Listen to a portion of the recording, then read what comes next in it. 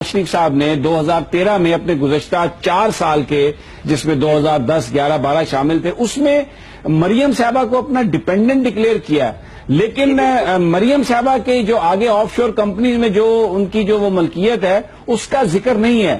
تو اس کا اثر کیا ہو سکتا ہے اگر یہ مریم صاحبہ جواب نہیں دے سکتی، کلیئر نہیں کر سکتی، تو نواز شریف صاحب پر اس کا کیا اثر ہو سکتا ہے؟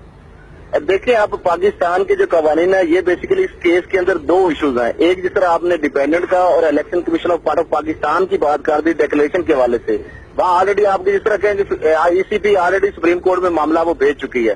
اب سپریم کورٹ میں دونوں معاملات اکٹھے ہو گئے ہیں. دوسرا معاملہ ہے جو آف شور کمپنیوں کا، پاناما لیکس کا، ان پراپرٹیز کے حوالے سے.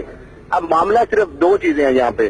ایک تو یہ ہے کہ مریم صاحبہ جو آپ کے پاس کاغذ میرے خیال موجود ہیں، جس کے اوپر ایڈیشنل سیکشن جج اور جو ریٹرننگ آفیسر ہے NA 120، ان کاغذوں کے اوپر ان کی سٹیمپ اور دستخط بھی موجود، جو نواز شریف صاحب نے اپنے سگنیچر سے جمع کرائے ہیں اور ای سی پی سے ہم نے نکلوائے ہیں. ٹھیک ہے نا، آپ کے پاس یہ موجود ہے اور ناظرین سے آپ شیئر کر سکیں. اچھا، اس کے اندر وہ لکھتے ہیں جو 13 میں انہوں نے سبمٹ کروائے جنرل الیکشن کے حوالے سے اپنے جو انتخابی گوشوارے اور 7 ریٹرن، جن کے ہر صفحے کے اوپر مور لگی ہے ریٹرننگ آفیسر کی. اس کے اندر مریم صاحبہ کو وہ ڈیپینڈنٹ بھی دکھاتے ہیں، 2 crore 48 lakh some thing in کی پراپرٹی بھی دکھاتے ہیں، اور پھر ان کے بعد ان کو 3 کروڑ اور سم تھنگ کچھ ہے گفٹ بھی دکھاتے ہیں ان کو بھی، اپنے صاحبزادے کو بھی.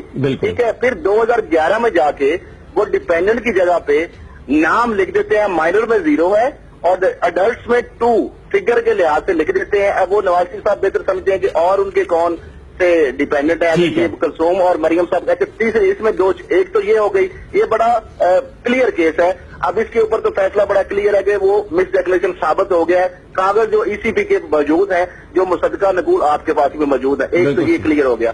دوسرا معاملہ آ گیا اس میں جو خطرناک، وہ اس سے بھی بڑا خطرناک ہے.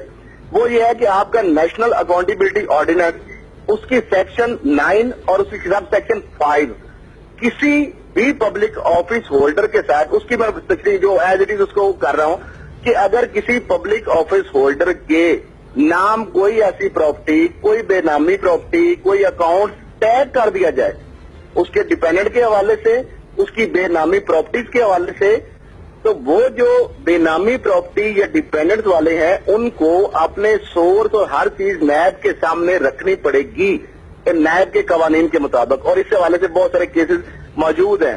جب وہ رکھیں گے اس کو نیب ڈٹرمن کرے گا. اگر وہ جائز اثاثے ان کے نہیں ہیں، اس کی منی ٹریل بھی ان کو رکھنی پڑے گی.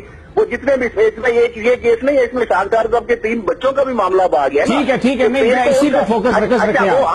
اچھا، اس پہ جب آئیں گے تو یہ ساری چیزیں منی ٹریل نیب کے سامنے انہوں نے پروو کرنی اپنی کہ جناب یہ ایسے پیسے گئے تھے مریم صاحبہ کے اکاؤنٹ میں، وہاں کیسے پہنچے، اور حسن صاحب کے پیسے کہاں سے، انہوں نے کہاں سے پیسے کمائے. کیونکہ یہ بات ذرا سمجھے، 1 جون 1991 کو پہلا پارک لین کا فلیٹ جو آیا ہے، جس حوالے سے آف شور کمپنی میں 2006 کے مریم صاحبہ بینیفیشل آنر ہیں. یہی معاملہ ہے نا سارا.